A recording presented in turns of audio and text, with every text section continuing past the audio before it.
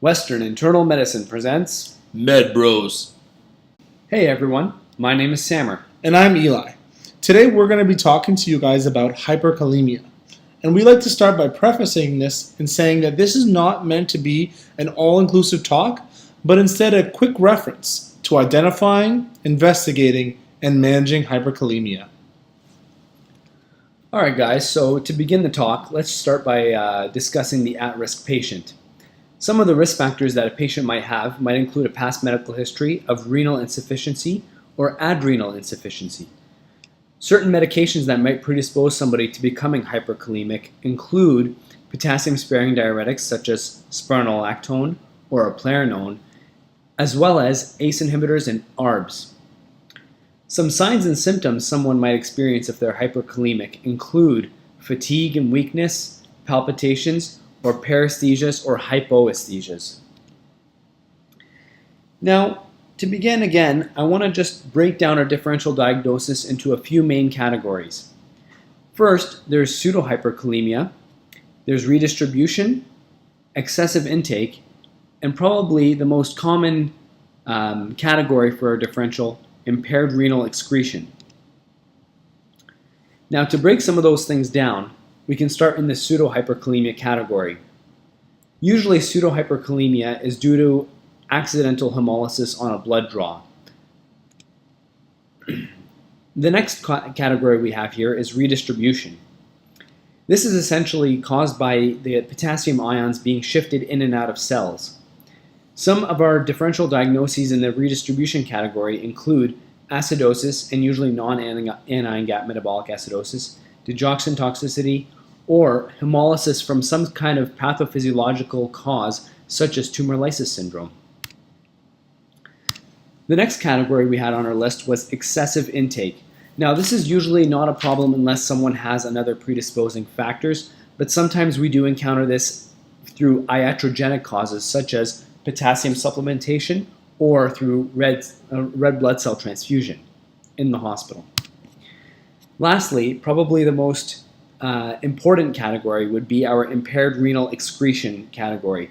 And within that category, we have our differential diagnoses of adrenal insufficiency, renal insufficiency, such as AKI, CKD, or end-stage renal disease.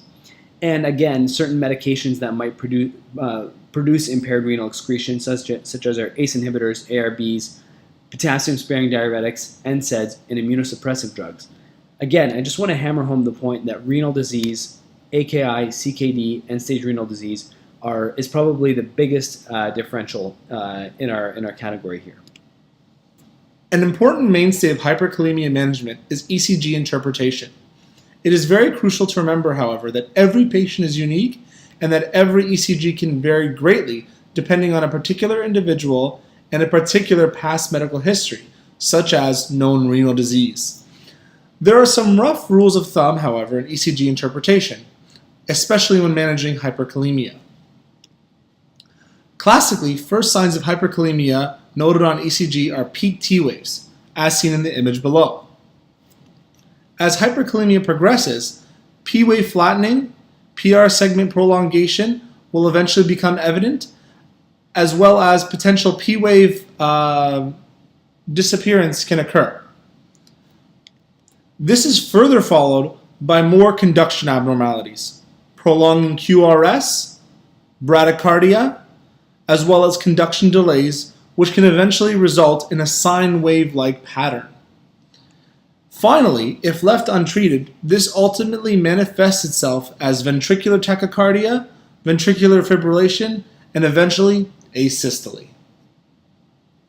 There's no way around it. Hyperkalemia is a medical emergency. After getting a stat ECG, the management of hyperkalemia is done through the 4 S's: stabilize, shift, shove, and stop. The first, stabilize. Stabilization of the myocardium is done through intravenous calcium gluconate. The second, shift. Shifting potassium into the cells acts as a temporizing measure until definitive management. This is done through the use of glucose and insulin, as well as salbutamol, also known as Ventolin. The third, shove. This essentially eliminates potassium from the body. This acts as the definitive treatment, but is usually delayed. This is done through IV diuretics, such as furosemide or Lasix, as well as can be done by removing potassium from the stool by the use of K-exalate or lactulose.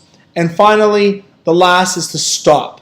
And this is to stop any and all offending agents that could be contributing to the hyperkalemia. All right, everybody. We hope that you guys all enjoyed our video. Again, this is not meant to be an all-inclusive talk by any means, so if you find anything interesting, we encourage you to read further. But we hope that this video was informative and it serves you well while you're managing patients on the wards. Thanks again. Banana!